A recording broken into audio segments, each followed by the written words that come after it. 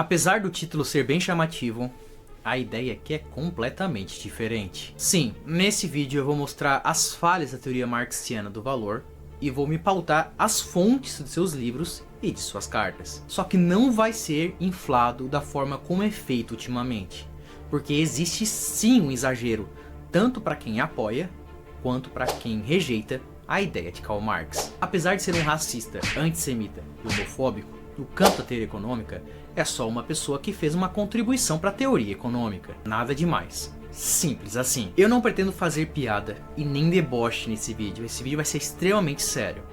Se algum comunista se propor a responder esse vídeo e fizer zoação, deboche ou piada, na hora de responder eu vou ser extremamente empático. Antes de começarmos, o valor até pode não vir do trabalho, mas valorize o trabalho deste canal. Em algum lugar desse vídeo está aparecendo quanto esse vídeo custou e você pode estar ajudando o canal. E a forma de ajudar vocês já conhecem, tem a doação no Pix. Você pode usar o Live Pix para doar.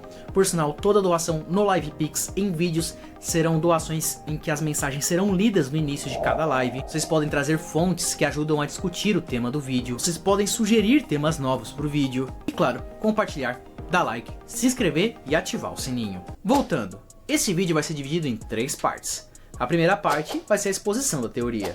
A segunda parte vai ser as contradições internas da teoria. E a terceira parte vai ser, enfim, só porque ela tá errada mesmo. Na exposição da teoria, eu pretendo fazer tanto a descrição analítica quanto sintética do fenômeno. Ou seja, eu vou descrever ele em outros termos e vou demonstrar quais são as condições necessárias para que ele aconteça. Se algum comunista vier me responder, primeiramente com fonte, segundamente especificando aonde nesses 2 campos que eu errei, ou seja, na descrição ou nas condições necessárias, e terceiro, sem misticismo, sem dialética de Taubaté, sem essas besteiradas todas. É uma resposta objetiva. Bom, recado dado, vamos ao vídeo. Para descobrirmos o que Marx entendia por valor, nós precisamos seguir os passos dele. Não tem por onde começar por outra coisa que não a própria mercadoria. Analiticamente falando, ou seja, em termos de descrição, a mercadoria é um objeto físico cujas suas propriedades físicas servem para satisfazer uma necessidade, seja ela de consumo, seja ela de produção. E são os agregados dessa mercadoria que geram o que a gente conhece como riqueza. A mercadoria é, antes de tudo, um objeto externo, uma coisa que, por meio de suas propriedades, satisfaz necessidades humanas de um tipo qualquer. A natureza dessas necessidades, se por exemplo, elas provêm do estômago ou da imaginação, não altera em nada a questão. Tampouco se trata aqui de como a coisa satisfaz a necessidade humana, se diretamente como meio de subsistência, isto é, como um objeto de fruição, ou indiretamente como um meio de produção. A leitura vai nos apresentar várias condições necessárias para que algo seja mercadoria. Uma delas é a troca. Para produzir mercadoria, ele tem de produzir não apenas valor de uso, mas valor de uso para outrem, ou valor de uso social. E não somente para outrem. O camponês medieval produziu a talha para o senhor feudal, o dízimo para o padre, mas nem por isso a talha ou o dízimo se tornavam mercadorias. Para se tornar mercadoria, é preciso que o produto, por meio de troca, seja transferido a outrem, a quem vai servir como valor de uso. Ou seja, está claro que para Marx, a mercadoria tem como condição necessária o valor de uso, mas não é condição suficiente. Exige valor de uso e a troca. E no exemplo do camponês, ele está dizendo o seguinte: olha, o camponês ele produz, mas ele entrega ao seu senhor sem uma contrapartida. Ele não é um possuidor de mercadoria e o seu senhor um possuidor de mercadoria e ambos permutam.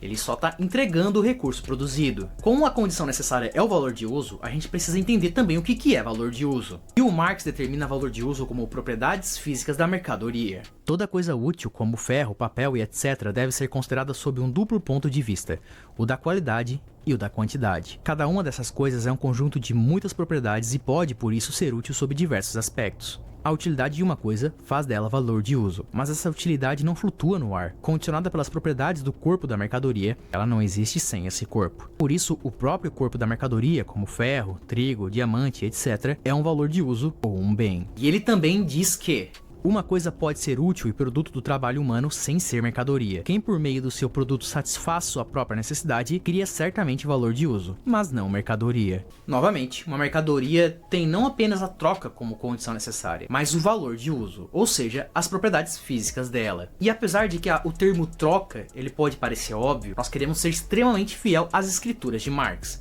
Então eu vou trazer aqui o que seriam as trocas para Marx. As mercadorias não podem ir por si mesmas ao mercado e trocar-se uma pelas outras. Temos, portanto, de nos voltar para seus guardiões, os possuidores de mercadorias. Para relacionar essas coisas umas com as outras como mercadorias, seus guardiões têm de obedecer relações um com os outros como pessoas cuja vontade reside nessas coisas e que agir de modo tal que um só pode se apropriar da mercadoria alheia e alienar a sua própria mercadoria em concordância com a vontade do outro. Portanto, por meio de um ato de vontade comum a ambos. Eles têm, portanto, de se reconhecer mutuamente como proprietários privados. Sua mercadoria não tem para ele nenhum valor de uso imediato. Do contrário, ele não a levaria ao mercado. Ele tem valor de uso para outrem. Para ele, o único valor de uso que ele possui diretamente é o de ser suporte de valor de troca e, portanto, meio de troca. Por essa razão, ele quer aliená-la por uma mercadoria cujo valor de uso o satisfaça. Todas as mercadorias são não valores de uso para seus possuidores e valores de uso para seus não possuidores. Portanto,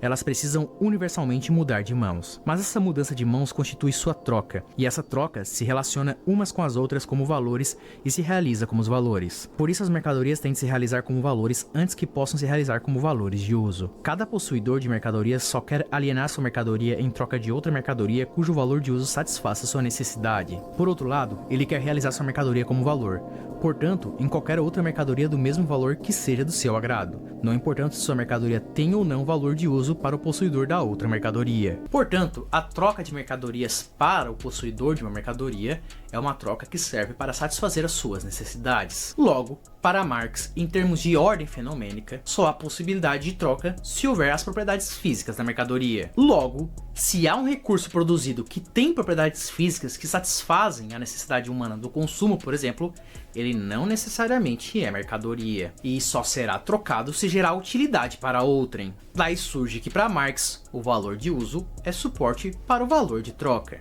E antes que alguém diga que é só para Marx, não, é só porque eu realmente estou trazendo a visão de Marx, tá? E as proporções que as mercadorias se trocam é o que nós vamos entender por valor de troca. Quando nós lemos o livro do Marx e vemos as proporções exemplares de troca como trigo e ferro e assim por diante, em termos de quantidade de trigo trocado por certas quantidades de ferro, nós estamos vendo exemplos de valores de troca. Pois, novamente, em termos analíticos, o valor de troca é a relação quantitativa entre as mercadorias. E como vimos, o valor de uso é o suporte para as trocas, portanto, para os valores de troca. Os valores de uso das mercadorias fornecem um material para uma disciplina específica, a marciologia. O valor de uso se efetiva apenas no uso ou no consumo. Os valores de uso formam o conteúdo material da riqueza, qualquer que seja a forma social desta. Na forma da sociedade que iremos analisar, eles constituem ao mesmo tempo os suportes materiais do valor de troca. Então a gente entendeu, resumidamente, que é o valor de troca e que o valor de uso tem uma função de suporte para o valor de troca. Como eu só descrevi analiticamente o que é o valor de troca, agora eu vou trazer as condições necessárias de acordo com Marx. Valores de troca vigentes da mesma mercadoria expressam algo igual. Qualquer que seja a sua relação de troca, ela é sempre representável por uma equação em que uma dada quantidade de trigo é igualada a uma quantidade qualquer de ferro. Por exemplo, um quarter de trigo é igual a quintais de ferro. O que mostra essa equação? Que algo comum da mesma grandeza existe em duas coisas diferentes, em um quarter de trigos e em a quintais de ferros. Ambas são, portanto, iguais a uma terceira que em si mesma não é nenhuma e nem outra. Cada uma delas, na medida em que é valor de troca, tem, portanto, de ser redutível a uma terceira coisa. Esse algo em comum não pode ser suas propriedades geométricas, físicas, químicas ou qualquer outra propriedade natural das mercadorias. Suas propriedades físicas importam apenas na medida em que conferem utilidade às mercadorias, isto é, fazem delas valores de uso. Por outro lado, parece claro que a abstração dos seus valores de uso é justamente o que caracteriza a relação da troca das mercadorias. Nessa relação, um valor de uso vale tanto quanto o outro desde que esteja disponível em proporção adequada. Prescindindo do valor de uso dos corpos das mercadorias, resta nela uma única propriedade, a de serem produtos do trabalho. Mas mesmo o produto do trabalho já se transformou em nossas mãos. Se abstrairmos seu valor de uso, abstraímos também os componentes e formas corpóreas que fazem dele um valor de uso. O produto não é mais uma mesa, uma casa, um fio ou qualquer outra coisa útil. Com o caráter útil dos produtos dos trabalhos, desaparece o caráter útil dos trabalhos neles representados e, portanto, também as diferentes formas concretas desse trabalho, que não mais se distinguem um dos outros, sendo todos reduzidos a trabalho humano igual, a trabalho humano abstrato. Consideramos agora o resíduo dos produtos do trabalho. Deles não restou mais do que uma mesma objetividade fantasmagórica, uma simples geleia de de trabalho humano indiferenciado, isto é, de dispêndio de força de trabalho humano, sem considerações pela forma de seu dispêndio. Essas coisas representam apenas o fato de que em sua produção foi despendida força de trabalho humana, foi acumulado trabalho humano. Como cristais dessa substância social que lhe é comum, elas são valores. Valores de mercadorias. E finalmente o fenômeno do trabalho apareceu. Uma coisa interessante é que muitos marxistas falam que Marx nunca falou de uma teoria do valor trabalho, mas sim uma teoria do valor. Só que ele não reduziu esse valor à subjetividade, certo? O Marx tinha um alvo quando escreveu seu livro, o próprio trabalho. E ele acaba chegando no trabalho tanto por valor de uso, quanto para o valor de troca. Veja o que ele fala para Engels em 8 de janeiro de 1868. Curiosamente, o camarada não detectou que os economistas, sem exceção, perderam o fato simples de que, se a mercadoria tem um duplo caráter de valor de uso e valor de troca, então o trabalho representado na mercadoria também deve ter esse duplo caráter. Assim, a análise nua e crua do trabalho, sem mais como em Smith, Ricardo e etc., está fadada a encontrar o inexplicável em toda parte. Este é, de fato, todo o segredo da concepção crítica. O raciocínio é bem simples. Valor vem do trabalho. Portanto, valor de uso e valor de troca também precisam vir do trabalho. A questão é que, assim como valor de uso e valor de troca são distintos, os trabalhos que determinam eles também precisam ser. Porém, não como tipos de trabalho diferentes, mas como duas faces do trabalho. E você sabe quais são os dois tipos de trabalho que eu estou falando? O trabalho concreto e o trabalho abstrato. Como criador de valores de uso, como o trabalho útil, o trabalho é, assim, uma condição de existência do homem, independente de todas as formas sociais, terna necessidade natural de medição do metabolismo entre o homem e a natureza, e, portanto, da vida humana. Todo trabalho é, por um lado, dispêndio de força humana de trabalho em sentido fisiológico e, graças a essa sua propriedade de trabalho humano igual ou abstrato, ele gera o valor das mercadorias. Por outro lado, todo trabalho é dispêndio de força humana de trabalho numa forma específica, determinada à realização de um fim e, nessa qualidade de trabalho concreto, é útil e produz valores de uso. Um adendo é que o trabalho que vai determinar valor, ele é o mesmo trabalho que determina valor de troca. Por isso que muitos marxistas entendem que valor também é igual a valor de troca. O trabalho é, antes de tudo, um processo entre o homem e a natureza. Processo este em que o homem, por sua própria ação,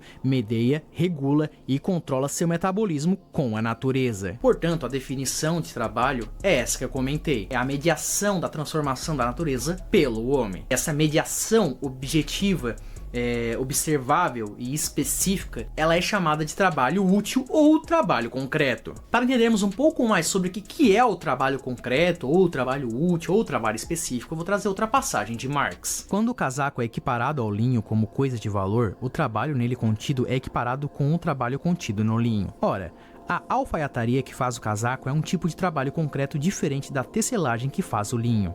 Mas a equiparação com a tecelagem reduz a alfaiataria de fato, aquilo que é realmente igual nos dois trabalhos, a seu caráter comum de trabalho humano. Por esse desvio, se diz, então, que também a tecelagem, na medida em que tece valor, não possui nenhuma característica que é diferenciada da alfaiataria, e é, portanto, trabalho humano abstrato. Somente a expressão de equivalência de diferentes tipos de mercadoria evidencia o caráter específico do trabalho criador de valor, ao reduzir os diversos trabalhos contidos nas diversas mercadorias àquilo que lhe é comum, o trabalho humano em geral. E quando se fala da diferença dos dois tipos de trabalho, nós temos o seguinte: se o trabalho produtivo específico do trabalhador não fosse a fiação, ele não poderia transformar o algodão em fio e, portanto, tampouco transferir ao fio os valores do algodão e dos fusos. Se, ao contrário, o mesmo trabalhador trocar de ramo e se tornar carpinteiro, ele continuará a adicionar valor a seu material por meio de uma jornada de trabalho. Ele adiciona valor ao material por meio de seu trabalho, não como trabalho de fiação ou de carpintaria, mas como trabalho abstrato, trabalho social em geral, e adiciona uma grandeza determinada de valor não porque seu trabalho tenha um conteúdo útil particular, mas porque dura um tempo determinado. Portanto,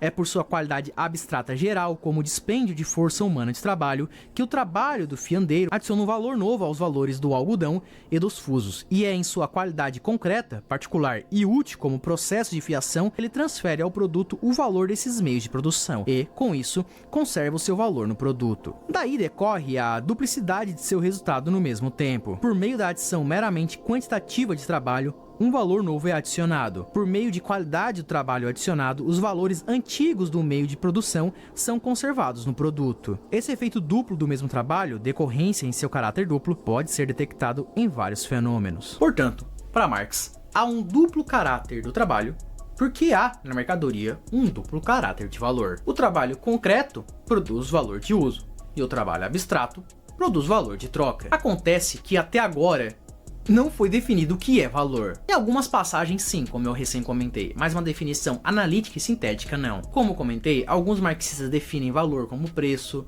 valor como valor de troca, outros valor como apenas trabalho. Eu não sou marxista, mas eu vou definir valor com o que está escrito. Vamos voltar para o valor de troca, porque o valor de troca é condicionado pelo valor, mas não é em si o valor, mas uma forma do valor. Como falamos no começo, o valor de troca é quanto uma mercadoria se expressa na outra, e essa expressão é consequência do valor. E como eu vou demonstrar para vocês, o valor de troca é a expressão de tempos médios de trabalho, é o confronto dos tempos médios de trabalho. Assim, a grandeza de valor de uma mercadoria permanece constante se permanece igualmente constante o tempo de trabalho requerido para sua produção. Como se vê, tudo o que a análise do valor das mercadorias nos disse anteriormente é dito pelo próprio Linho assim que entra em contato com outra mercadoria, o casaco. A única diferença é que ele revela os seus pensamentos na língua que lhe é própria, a língua das mercadorias. Para dizer que o seu próprio valor foi criado pelo trabalho, na qualidade abstrata de trabalho humano, ele diz que o casaco, na medida em que lhe equivale, ou seja, na medida em que é valor, consiste do mesmo trabalho que o linho. Para dizer que sua sublime objetividade de valor é diferente do seu corpo entrelado, ele diz que o valor tem a aparência de um casaco e, com isso, que ele próprio, como coisa de valor, é tão igual ao casaco quanto o ovo é ao outro. A equação 20 braças de linho é igual a um casaco, ou 20 braças de linho valem um casaco, pressupõe que um casaco contém tanta substância de valor quanto 20 braças de linho, que, portanto, ambas as quantidades de mercadoria custam o mesmo trabalho, ou a mesma quantidade de tempo de trabalho. O valor é tempo médio de trabalho, mais o tempo médio de trabalho da produção de uma mercadoria. Só será mercadoria se tiver valor de uso e for trocada. E nós podemos acompanhar esse raciocínio em uma das cartas de Marx. Uma coisa em sua descrição me impressionou fortemente, isto é, enquanto a determinação do valor pelo tempo de trabalho for deixada indeterminada, como acontece com Ricardo, isso não torna as pessoas extremáveis, mas assim que é colocado exatamente em conexão com a jornada de trabalho e suas variações, uma nova luz muito desagradável surge sobre eles. E isso está seguindo a nossa ordem fenomênica que está fiel à obra de Marx. A equação 20 braças de linho igual a um casaco, ou 20 braças de linho valem um casaco, pressupõe que um casaco contém tanta substância de valor quanto 20 braças de linho, que, portanto, ambas as quantidades de mercadorias custam o mesmo trabalho, ou a mesma quantidade de tempo de trabalho. Mas o tempo de trabalho necessário para a produção de 20 braças de linho ou um casaco muda com cada alteração na força produtiva da tecelagem ou da alfaiataria. A influência de tais mudanças na expressão relativa da grandeza de valor tem, por isso, de ser investigada mais de perto. Esta relação de troca, que é expressa em valor de troca, está dizendo o seguinte: olha, 20 braços de linho são igual a um casaco porque a substância do valor entre eles são iguais. E essa substância é o que? Tempo médio de trabalho. O valor do linho varia enquanto o valor do casaco permanece constante. Se o tempo de trabalho necessário à produção do linho dobra, por exemplo, em consequência da crescente infertilidade do solo onde o linho é cultivado, dobra igualmente o seu valor. Em vez de 20 braços de linho é igual a um casaco, teríamos 20 braças de linho é igual a 2 casacos, pois um casaco contém agora a metade do tempo de trabalho contido em 20 braças de linho. Se, ao contrário, o tempo de trabalho necessário para a produção do linho cai pela metade, graças, por exemplo, à melhoria dos teares, cai também pela metade o valor do linho. Temos agora 20 braças de linho igual a meio casaco. Assim, o valor relativo da mercadoria A,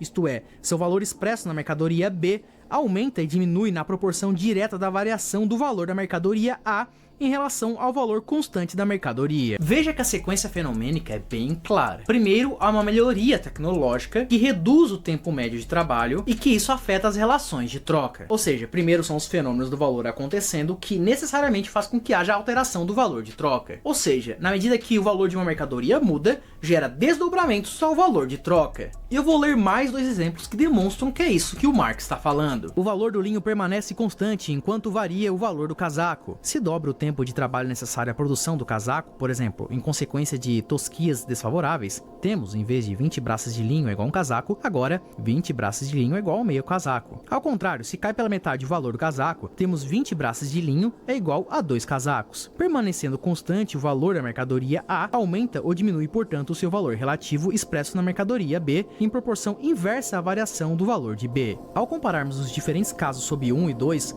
concluímos que a mesma variação de grandeza do valor relativo pode derivar de causas absolutamente opostas. Assim, a equação 20 braças de linho é igual a um casaco se transforma em 1. A equação 20 braços de linho é igual a 2 casacos, seja porque o valor do linho dobrou, seja porque o valor dos casacos caiu pela metade. E 2. A equação 20 braços de linho é igual a meio casaco, seja porque o valor do linho caiu pela metade, seja porque dobrou o valor do casaco. 3. As quantidades de trabalho necessárias à produção de linho em casaco podem variar ao mesmo tempo, na mesma direção e na mesma proporção. Neste caso, como antes, 20 braços de linho é igual a um casaco, seja quais foram as mudanças ocorridas em seus valores. Sua variação de valor é descoberta tão logo o casaco e o linho sejam comparados com uma terceira mercadoria, cujo valor permaneceu constante. Se os valores de todas as mercadorias aumentassem ou diminuíssem ao mesmo tempo e na mesma proporção, seus valores relativos permaneceriam inalterados. Sua variação efetiva de valor seria inferida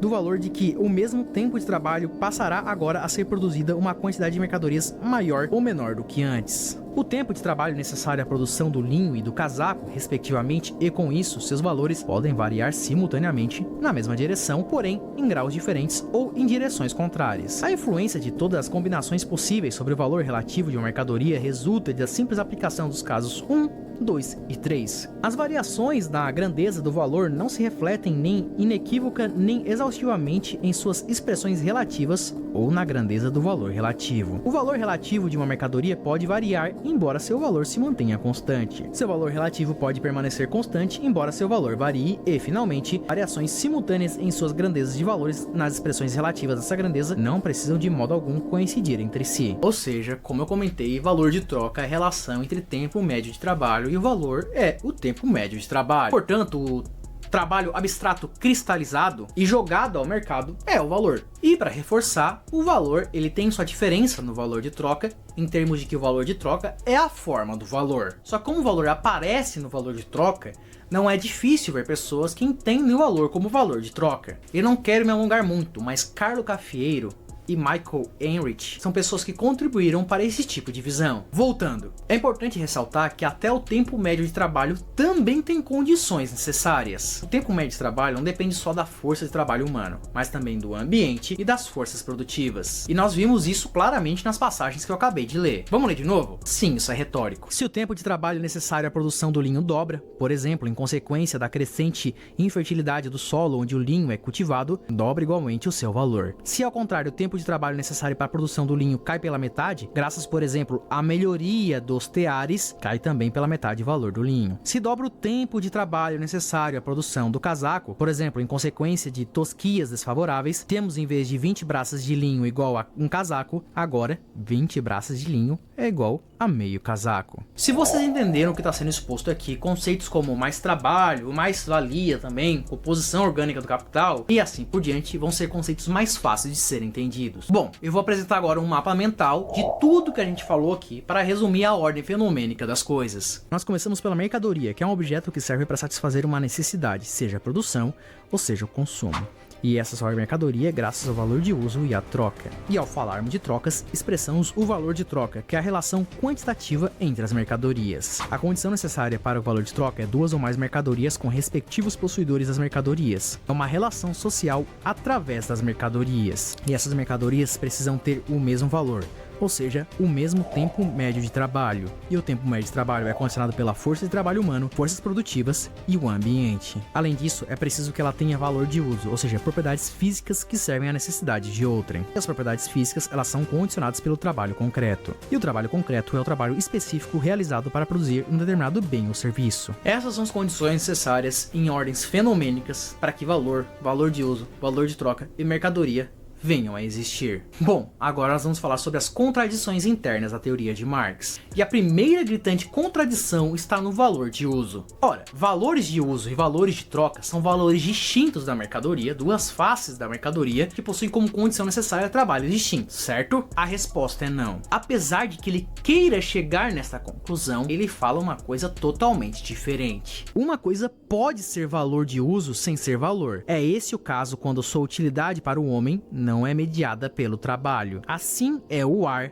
a terra virgem, os campos naturais, a madeira bruta e etc. Só que nós entendemos que o valor não é condição necessária para o valor de uso. Na verdade, o contrário que é verdadeiro. Ou seja, o valor de uso é condição necessária para o valor. Uma coisa pode ser útil e produto do trabalho humano sem ser mercadoria. Quem por meio do seu trabalho satisfaz sua própria necessidade, cria certamente valor de uso, mas não mercadoria. Para produzir mercadoria, ele tem de produzir não apenas valor de uso, mas valor de uso para outrem, valor de uso social. Por último, nenhuma coisa pode ser valor sem ser objeto de uso.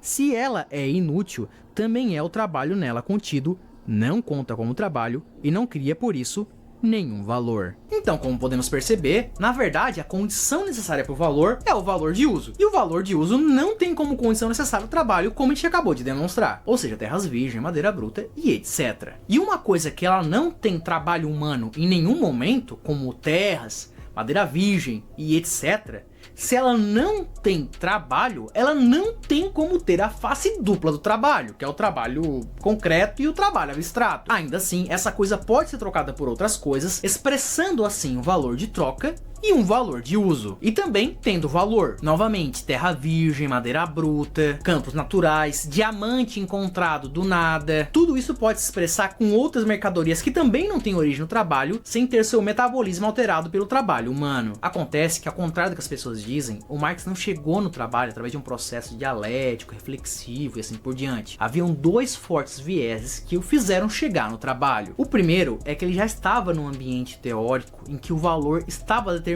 pelo trabalho e o argumento favorável à utilidade era um argumento incompleto. E o segundo é que ele estava exclusivamente olhando as mercadorias e as trocas de coisas que pressupunham trabalho. É a mesma coisa do exemplo favorável ao falsificacionismo, onde você quer provar que só existem cisne branco e tu ficar procurando os cisnes brancos. E eu particularmente discordo muito dessa grande descoberta do Karl Marx sobre o trabalho abstrato, e eu nem vou fazer piadas, porque não é esse o objetivo, sobre como as pessoas apelam para o materialismo de Marx quando existem esses conceitos em Marx, mas o trabalho abstrato, em última instância, é um fenômeno não observável e não é psicológico. É literalmente fantasmagórico, porque não existe. Marx não foi nada mais longe do que já estava sendo posto ali na época dele. E toda defesa que é feita de Marx é uma defesa extremamente exagerada. Não à toa a gente vê comunistas como, por exemplo, o Ian Neves, que certamente não é um intelectual, falando como, não existe nada que o Marx já não tenha previsto. E essas pressuposições exageradas acabam levando com que hajam respostas também exageradas. A verdade é que Marx não é burro, Adam Smith não é burro, David Ricardo não é burro, Keynes não leu Sé, ou seja, só estavam próximo do limite do conhecimento da época. E eu não tenho certeza se Marx estava ciente de que, ao olhar mercadorias e relações que só pressupunham trabalho, ele iria inevitavelmente chegar no trabalho. E isso que eu tô falando não é um exagero, vamos ver de novo. Assim, um valor de uso ou bem só possui valor porque nele está objetivado ou materializado trabalho humano abstrato. Mas como a gente comentou, é o valor de uso, é ser útil para alguém que determina se algo vai ter valor ou não. Por último, nenhuma coisa pode ser valor sem ser objeto de uso. Se ela é inútil, também é o trabalho nela contido, não conta como trabalho e não cria por isso nenhum valor. E essas citações mostram uma outra contradição interna de Marx. A teoria marxiana é autocontraditória em muitos pontos e circulares em outros. Olha, não é um absurdo dizer que Y é causa primeira para o fenômeno B e que o fenômeno B afetará um Y em um tempo posterior. Porém, Y é a causa primeira. Eu vou usar um exemplo da teoria subjetiva, tá? Então a partir de agora eu tô citando arcabouços subjetivos. Eu posso dizer, por exemplo, que o valor é condição necessária para que o fenômeno do preço surja e que esse preço específico vai afetar a percepção dos outros indivíduos na medida em que valoram outras mercadorias. Mas isso tem uma sequência fenomênica, porque o valor ele é subjetivo e ele considera as informações dispersas. Ou seja, na medida que eu vejo um preço, esse preço afeta a minha percepção de alguma maneira. Não estou falando de forma determinística e nem necessariamente. Então não há, novamente, nenhum problema em dizer que valor é causa primeira, mas que o preço afeta o valor em algum momento. Mas quando a gente regride até o primeiro fenômeno, a gente chega em valor. Porém, não tem como dizer que a causa primeira, em termos de fenômeno, considerando o preço, é o valor, e ao mesmo tempo dizer que esse valor também é o preço, e depois esse preço dizer que é o valor, e ficar nisso infinitamente. Em algum momento, um deles tem que se manifestar como causa primeira. E é dessa carência de lógica que carece a teoria marxista. É sobre as causas primeiras e condições necessárias e suficientes. Eu particularmente entendo que Marx não tinha compreensão de que essas coisas são importantes. Em algumas passagens, como a gente viu agora, o valor é condição necessária para o valor de uso. Em outras, há valor de uso sem ter trabalho. Em outras, o valor de uso é condição necessária para o valor e determina até o que é e o que não é trabalho. E é esse o motivo que toda vez que tu discute com um marxista e entende o que ele está falando, quando você vai discutir com outro marxista, ele vai trazer uma coisa totalmente contrária do que o primeiro marxista disse e vai dizer que tá certo e vai ter referência para ele explicando isso. Vamos de outro exemplo. Por isso, o valor de troca parece algo acidental e puramente relativo. Um valor de troca intrínseco, imanente à mercadoria. Portanto, uma contradição nos próprios termos. Aqui o Marx está dizendo que o valor de troca com um valor intrínseco é uma contradição. Só que como ele admite as condições necessárias para o valor de troca serem as condições necessárias para o valor, ele acaba entrando em contradição. Por quê? Porque ele admite que o tempo médio de trabalho determina o valor. Ou seja, há um valor intrínseco na mercadoria, o tempo médio de trabalho. A equação 20 braças de linho é igual a um casaco, ou 20 braças de linho valem um casaco, pressupõe que um casaco contém tanta substância de valor quanto 20 braças de linho, que, portanto, ambas as quantidades de mercadoria custam o mesmo trabalho, ou a mesma quantidade de tempo de trabalho. Ou seja, da mesma maneira que muitos falam que Marx nunca falou de um valor trabalho,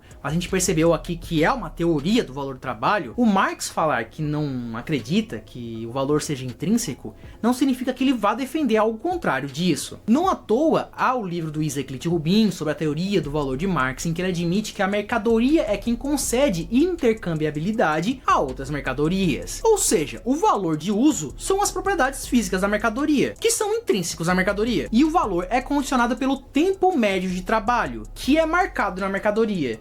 Ou seja, intrínseco na mercadoria. A única coisa que não seria intrínseco em si é o valor de troca. Mas como a gente viu, quando ele está falando de valor de troca lá, ele admite o valor de troca sendo condicionado pelas mesmas coisas que condicionam o valor. Outra contradição, o Marx chega num elemento comum do valor de troca, certo? Só que as mercadorias com o mesmo tempo médio de trabalho, elas necessariamente se trocam? Marx vai dizer que não, pois elas precisam gerar utilidade social. Só que nós vimos que o trabalho não é condição necessária, isso aqui já está excluído pelo que a gente acabou de ver. Ou seja, há recursos que se permutam entre si, que não são determinados pelo trabalho, não são formados pelo trabalho e que possam se trocar. Terras virgens, madeiras e etc. Nesse sentido, para a troca acontecer, o tempo médio de trabalho não é condição necessária. Então, ou a troca carece de condição necessária para Marx para ela acontecer, ou ela tem um outro elemento e o tempo médio de trabalho é somente condição necessária e suficiente. É para Marx, mas agora a gente percebeu que não é porque o Marx admite que não é necessário. Essa outra condição necessária, que é ocultada, ela também está no livro. A mercadoria é, antes de tudo, um objeto externo, uma coisa que, por meio de suas propriedades,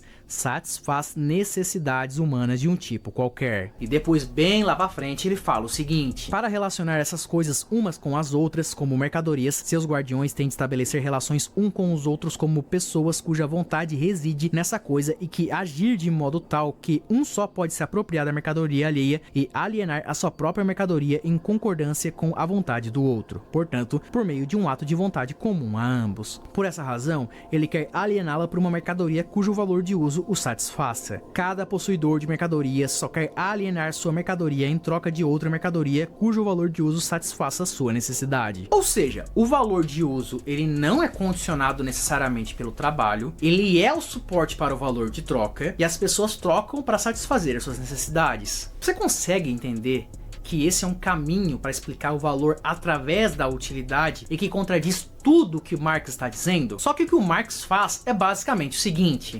Existem os recursos aí que não são provenientes de trabalho e formam valor de uso que podem ser trocados, se expressam em outras coisas e assim por diante. Só que eu tô focado nas coisas que são condicionadas do trabalho. Ou seja, isso causaria a ilusão para as pessoas de que a teoria de Marx explica aquelas coisas que Marx estava observando. Só que isso também não é verdade. Ou seja, mesmo considerando somente as mercadorias que têm trabalho, Marx está errado. E é essa a última parte do vídeo, onde há a refutação completa e final da teoria marxiana do valor. Ou seja, a teoria de Marx sobre o valor-trabalho. Como eu falei, Marx está enviesado pelas teorias que existiam na época e por estar de olho somente em mercadorias que já possuem o trabalho. Só que nem mesmo as mercadorias que foram produzidas e que tiveram trabalho se encaixam na teoria de Marx. O primeiro exemplo que eu vou trazer é um exemplo conhecido, que é o exemplo do vinho. Veja, há alguns vinhos que eles melhoram de sabor, aroma e complexidade ao longo do tempo. Ou seja, na medida que naturalmente envelhecem. Ou seja, eles mudam a sua própria qualidade do corpo, portanto o seu valor de uso, na medida em que o tempo passa, porque o tempo afeta o metabolismo do vinho ao ponto de transformá-lo em um outro vinho, um vinho envelhecido. Ou seja, suas propriedades físicas se alteram ao longo do tempo. Eu ainda estou considerando a teoria do Marx aqui, tá? O valor de uso. Ou seja, o agente que mudou a propriedade física do vinho não foi um homem, não foi um trabalho humano, mas o tempo. Acresceu-se valor ao vinho por conta do tempo. Agora a gente vai pegar o exemplo de Marx, daqueles 3 exemplos que eu citei, da variação de valor e valor de troca, e nós vamos aplicar ao exemplo do vinho. E para isso nós vamos imaginar uma relação de troca entre vinho e azeite, onde 1 litro de vinho é igual a 1 litro de azeite. O valor do vinho varia enquanto o valor do azeite permanece constante. O tempo de trabalho necessário à produção do vinho não se alterou, mas a passagem do tempo o deixou mais saboroso, complexo e raro. Em vez de 1 litro de vinho igual a 1 litro de azeite, teríamos 1 litro de vinho é igual a 2 litros de azeite, pois 1 litro de vinho agora está mais saboroso,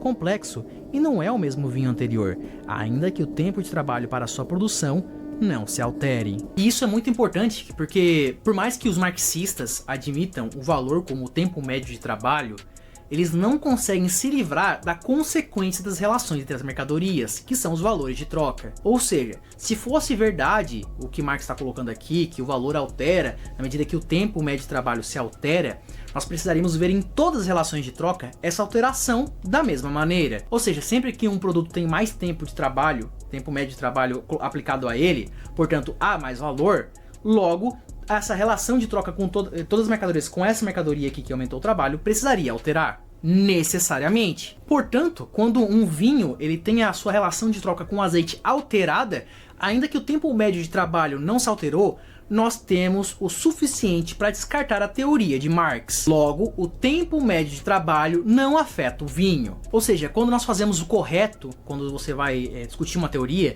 que é tomar as premissas delas como verdadeira, quando nós fizemos esse tipo de prática, nós percebemos que a teoria de Marx, querendo ou não explica a realidade. Outra, veja que eu falei que necessariamente o valor do vinho altera, porque as suas propriedades físicas alteraram. Ou seja, estou considerando como verdadeiro também que o valor de uso, sendo propriedade física da mercadoria, é o suporte para o valor. Se a teoria de Marx fosse minimamente verdadeira, o exemplo do vinho não poderia acontecer, porque certamente o tempo de trabalho, o tempo médio de trabalho, ele não é condição necessária. Só que fica uma pergunta: será que as propriedades físicas da mercadoria são o suporte mesmo para as trocas e para o valor de troca? Esse vinho envelhecido que agora se troca por mais quantidades de azeites, não poderia ser um vinho falso envelhecido? Que é dito como envelhecido, mas não foi envelhecido? Não é exagero uma hipótese de alguém oferecer um vinho como um vinho envelhecido, quando não o é, para obter mais azeite e conseguir sucesso nessa troca? Ou seja, não é o valor de uso como propriedades físicas da mercadoria que dão suporte à troca, é uma outra coisa. E os exemplos são inúmeros. Em vez de oferecer vinho como vinho envelhecido, eu poderia pegar, não sei, vinho e não envelhecido e um envelhecido e dividir os dois e vender os dois como envelhecido. Poderia aplicar água para modificar suas propriedades físicas e colocar, enfim, colocar como um vinho envelhecido puro quando não é o caso. Tem muitas coisas que podem ser feitas. Eu posso também pegar, sei lá, uma barra de cobre e pintá-la de ouro ou, enfim, transformar suas propriedades para que ela pareça ouro quando na verdade não é. O que implica que não são as propriedades físicas da mercadoria intrínsecas nela que dão suporte para troca e para o valor de troca. Eu posso até comprar, por exemplo, um iPhone e nele vir tijolo. Quem nunca comprou um celular e veio um tijolo? Por sorte eu não, mas existe relatos na internet. Só que falta vocês negarem isso, né? Isso acontece pois admitir o valor de uso como propriedades físicas da mercadoria e que, portanto, são um suporte para a troca, iria pressupor do agente permutador uma racionalidade perfeita. Não só isso, um conhecimento perfeito. Ou seja, ele vê a mercadoria e necessariamente entende que as suas propriedades condizem com o que ele espera da propriedade da mercadoria, quando não é o caso. Lembrando, o valor ele é intrínseco, o valor de uso é intrínseco por conta das propriedades físicas da mercadoria, e ela é o suporte de troca, só que a gente não vê isso na realidade. Ou seja, mesmo nos casos em que a teoria do Marx explica algumas situações, é uma aparente explicação, porque é uma explicação acidental, porque seria um acidente a expectativa do agente, a utilidade da mercadoria,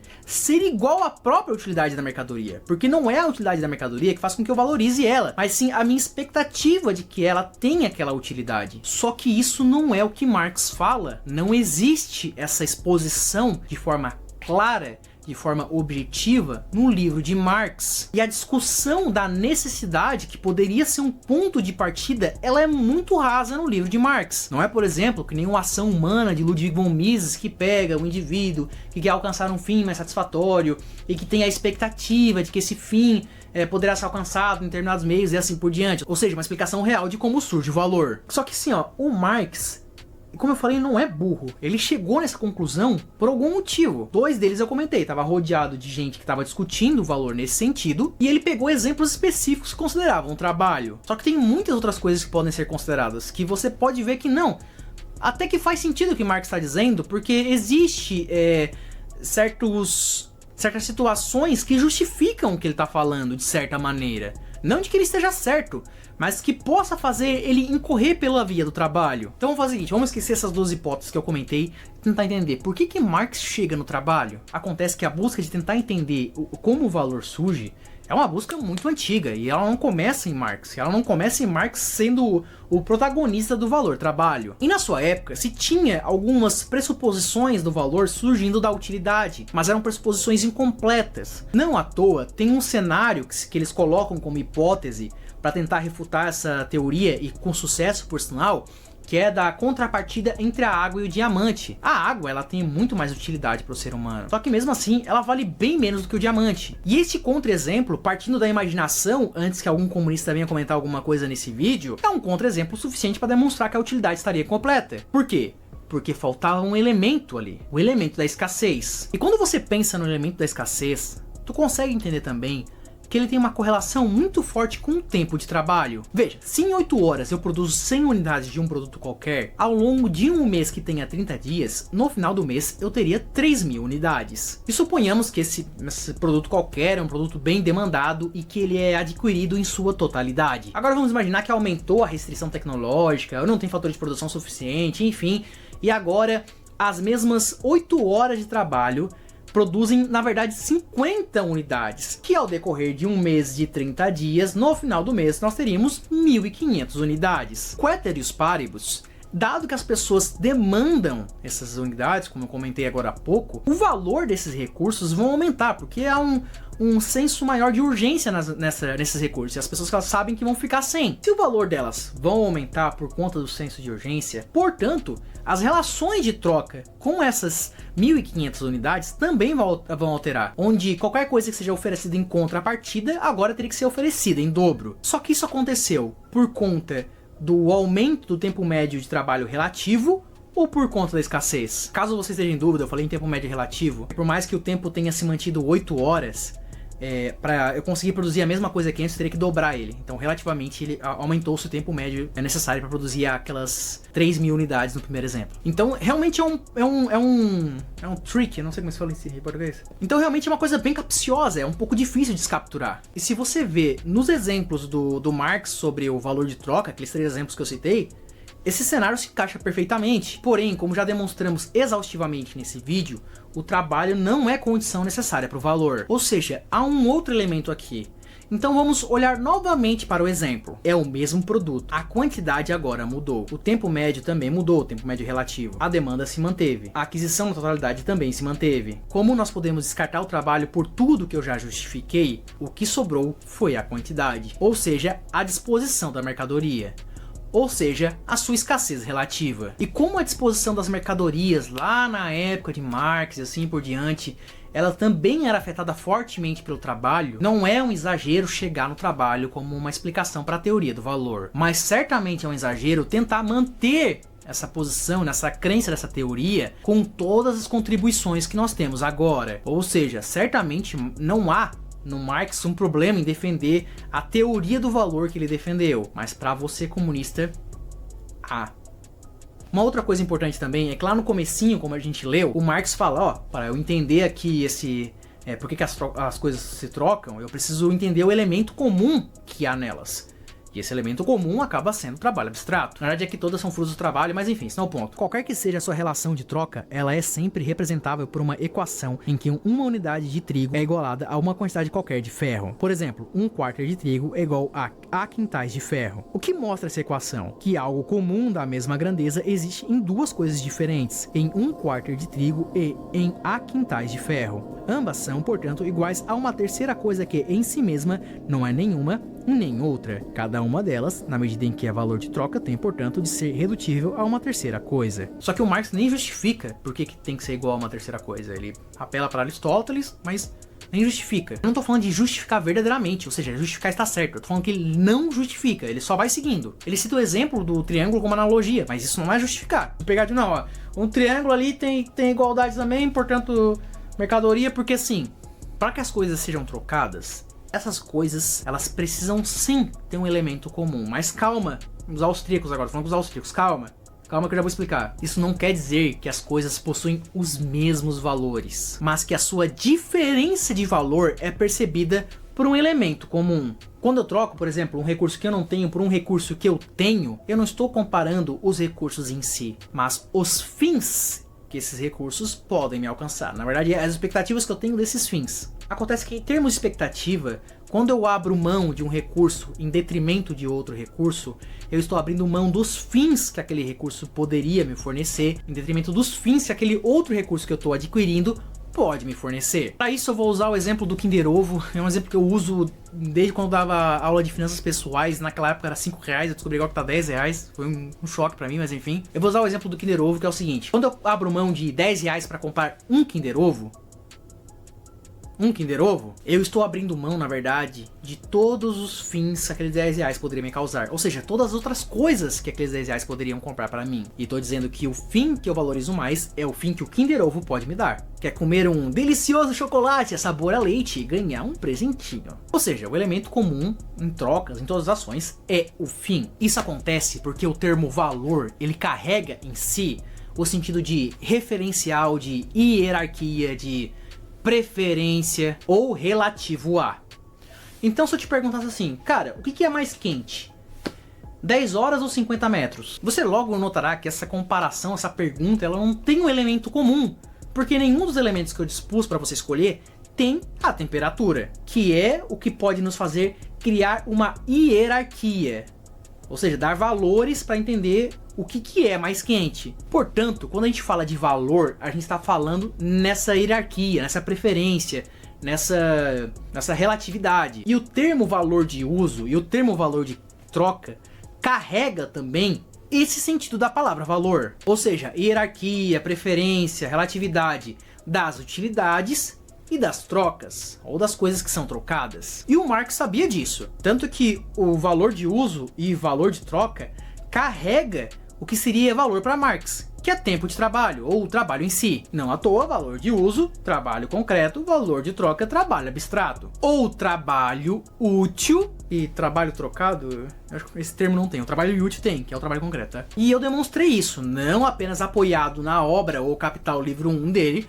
como também apoiado nas cartas que ele trocou. E novamente, agora eu tô falando com o meu público, precisa desse elemento comum. Novamente, isso não quer dizer que o valor ele é igual, tá? A gente sabe que quando o valor é igual, a gente não age, a gente não troca, assim por diante.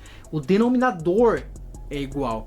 E somente quando esse denominador é igual é que eu posso fazer uma avaliação, que é a pergunta do que é mais quente, 10 metros ou 5 horas. E se você entendeu a necessidade desse denominador comum para poder fazer uma avaliação, meu amigo, cálculo econômico para ti já tá batido, já sabe o que é. Porque o cálculo econômico é literalmente isso, é literalmente não ter esse denominador comum para poder fazer a avaliação. E também tem uma outra questão, que é a última questão que eu vou colocar aqui, que é o que Menger traz, né? Quando a gente pega, por exemplo, o valor de Menger, quando a gente entende como as estruturas produtivas se coordenam para Menger, a gente entende que começa com um bem de primeira ordem, e esse bem de primeira ordem, ele na verdade coordena toda a estrutura, na medida em que se esse bem de primeira ordem ele é um processo lucrativo, ele vai coordenando as estruturas anteriores. Historicamente começa com troca de bem de primeira ordem, e as instituições vão se tornando mais complexas, então eu só trocava, sei lá, trigo por tomate, aí do nada eu começo a precisar de uma mão de obra, mas essa mão de obra só é justificada na medida que o trigo me dá a oportunidade de ganhar mais tomates ou qualquer outra coisa, e assim vai. E para Marx, esse elemento causal é o contrário, tá? Assim como o tempo de trabalho é o que determina valor, ele é o que vai determinar, por exemplo, até o lucro. Não à toa nós temos raciocínios como a composição orgânica do capital, que eu não vou trazer aqui. E se eu for trazer, vai ser num curso específico só para destruir todo o resto da teoria marxista. Bom, e como o valor não é tempo médio de trabalho, o mais trabalho e o mais valor, eles também não se seguem. Então aquela ideia que se tem de, mas o mais-valia é a diferença... Não, mais-valia não é só a diferença da mercadoria vendida que foi paga pelo trabalhador. A mais-valia é um processo, segundo Marx, de exploração do trabalho pela imposição de fazer o trabalhador trabalhar mais do que o necessário. Então esse trabalho a mais, ele é expropriado e é vendido, tá? Esse é o processo de mais-valia, não é só a diferença. Então, portanto, a mais-valia também cai por terra. E a teoria da exploração de Marx também cai por terra. Ou seja, ser comunista e socialista em pleno século XXI não é justificável. Bom, eu espero que vocês tenham gostado. Não se esqueça de compartilhar esse vídeo, de dar o like, curtir e comentar o que você achou. Por hoje é só um grande abraço e até mais.